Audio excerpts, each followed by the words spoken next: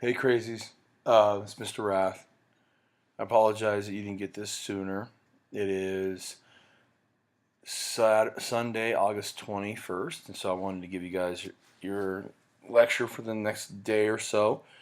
Like I said, I'll do my best to be back this week. I got to get some stuff taken care of, and we'll get all this stuff. You'll still be ready for the AP exam. You're going to do great, and I'll cover the majority of the stuff again when I get back.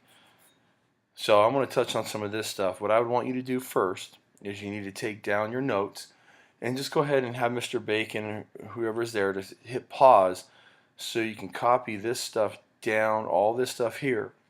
Some of this stuff you should know already from your previous classes. I'm going to kind of hit on a little bit of this. We'll talk about the convention, the background, and the Articles of Confederation, the weaknesses of it. You guys should have gone over this already with Mr. Bacon in class. And then we're going to talk about who was there. And then this, you already talked about Charles Beard.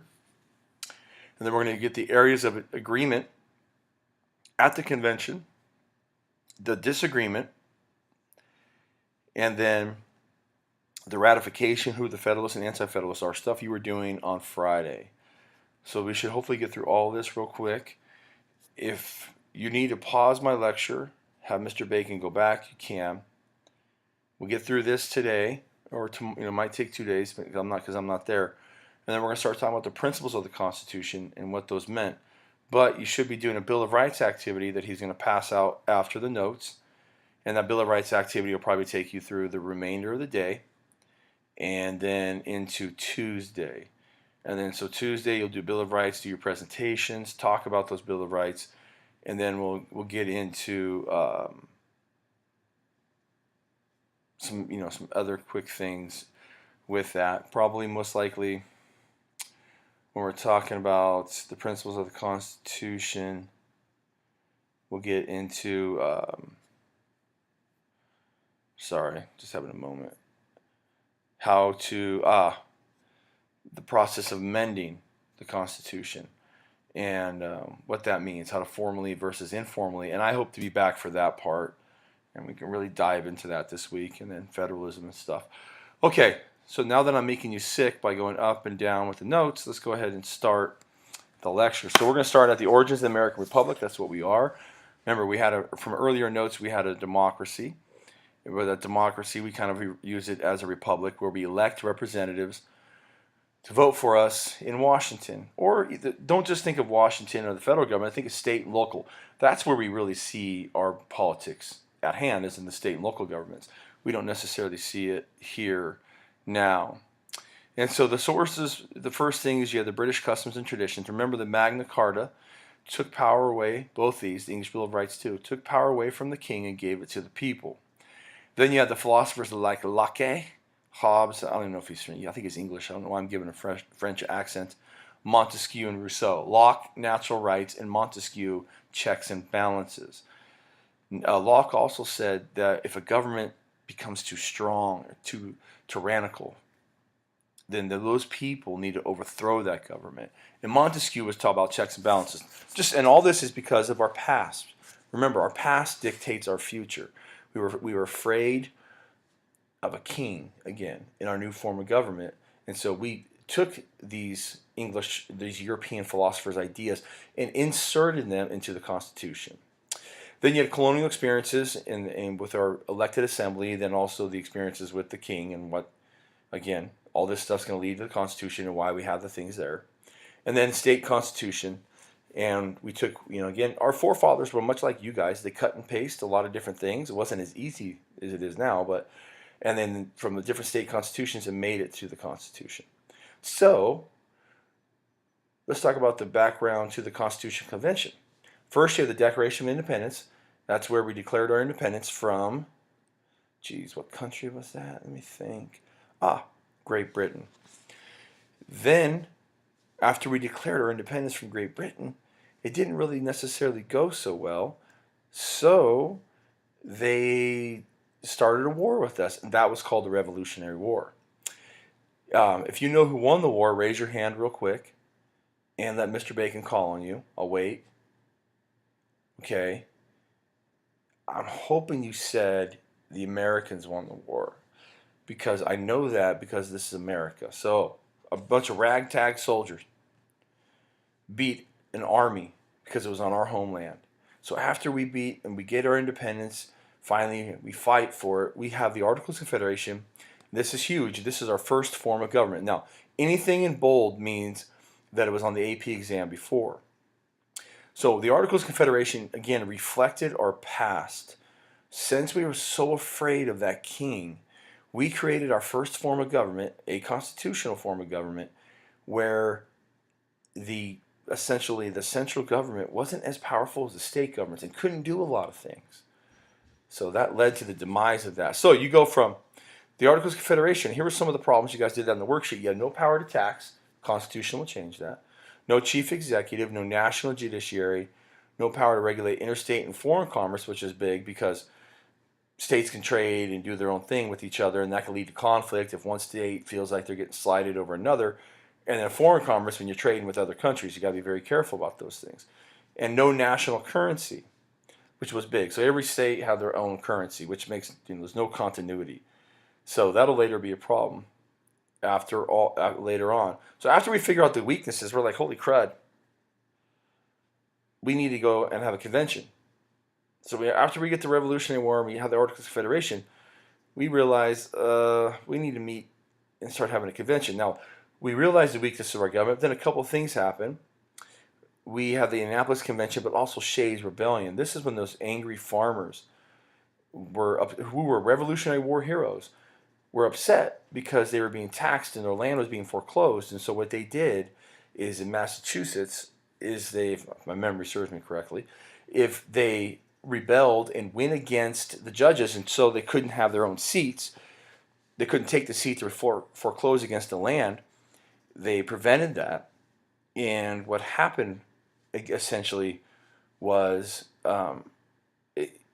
we realized real quickly we don't have a standing army. How do we stop something like this? We can't even control our own people. So Shays' Rebellion was big. So then we're going to have the Constitutional Convention. Well, who shows up? Well, it's the who's who crowd. It's the well-read, well-bred, well-fed, and well-wed. So maybe many of you, or maybe Mr. Bacon, somebody, those kind of people, the elite, as you would call them.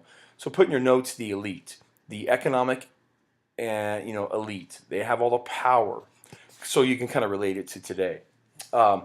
Here's some of the participants. You can write this stuff down. I'm not going to really necessarily go into great detail with that. But then you have your essay from the other day, Charles Beard's theory about why the Constitution was really written. He's debunking the myth that the Constitution was written by these gentlemen who had their, they didn't have their best interest at heart. More or less, the economy was that was their goal, the economy, to benefit them economically.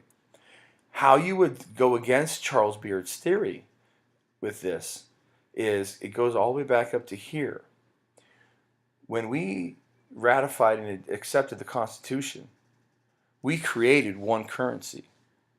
Upon creating one currency, all the debt that was owed to the Founding Fathers under the Articles of Confederation went away. So if their main goal was economic gain, why then would they do that? Why would they have one currency? So there's your rebuttal to Charles Beard's theory. So then you scroll down here. So here's the areas of agreement at the convention now. This is all at the convention. First, scrap the Articles of Confederation because it's weak. Second, establish a republican form of government. Third, which we have, establish a constitutional government, one that's based upon a constitution that gives it the nuts and the bolts of the government. Establish a balanced government, no single interest dominated. I don't know, sounds familiar. Checks and balances. Suffrage for property owners only. Now, what's suffrage mean? Does property owners should suffer, or does anybody know? Well, I can't really tell if you know or not, but suffrage means voting. So why voting rights for property owners only? And the reason is they care. They own the land. So that, and they're wealthy. So if you care and you own something, we're going to give you voting rights because you own a part of America. Another one is they want a stronger central government than under the Articles of Confederation, and protection of property rights. This is the main purpose of government: protect property rights. Oh, and lastly, keep the proceedings a secret. Shh. It's like Fight Club. There is no Constitutional Convention. You know the reason why? This is tyranny. They could all die. You don't want to know people to know that you're overthrowing the government, because they are overthrowing the Articles of Confederation. So essentially, they could all get killed for this. So this is the areas of agreement. Here's the areas of disagreement. First one was representation among the states. Large states favored the Virginia plan, which was based upon population. Another one, like the small states, favored the New Jersey plan, equal representation. What do we get? This is extremely important. The Connecticut or Great Compromise, a bicameral legislation with a popular, easy for me to say, elected House. So we have the House representation, which is based upon population. California has 53 members. And then you have Senate, equal reps, elected by state legislators. So each state gets 2. So this is what we came up with in government. So there's one thing. So we fixed it. The next one was representation and taxation of the slaves. The northern states wanted the slaves to count for taxation, but not representation, when it means to find out how many people are going to Washington. Southern states wanted the opposite. They wanted the slaves to count not for taxation, but for representation. Well, what you get is a 3/5 compromise. Very important again. 3/5 of the slaves would count for both purposes. 3/5 for taxation and 3/5 for representation.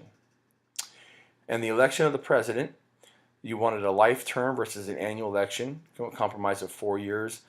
And what happened was you came up with George Washington set the precedent, essentially just served 2 4-year terms. FDR tried to, well, he did go against this, and then they made an amendment that says you can't do that. But anyway, how do we elect the president? Some wanted election by Congress, takes the people out of it though. Some wanted election by state legislators, again, good old boys network, takes people out. Some wanted direct election from the people, and that's the only way. But think about this, how people were easily distracted by shiny objects. So they were afraid that some sort of demagogue, I don't know, let me think of one, like Donald Trump could be elected, which we're seeing right now. But even though this is happening, but essentially the people don't elect it, what happens is you get the electoral college system. I'll go over some of this when I get back, okay? And what the electoral college is. So the ratification process, you guys did this the other day. So you have the Federalists who supported the Constitution as it was written, and the Anti-Federalists.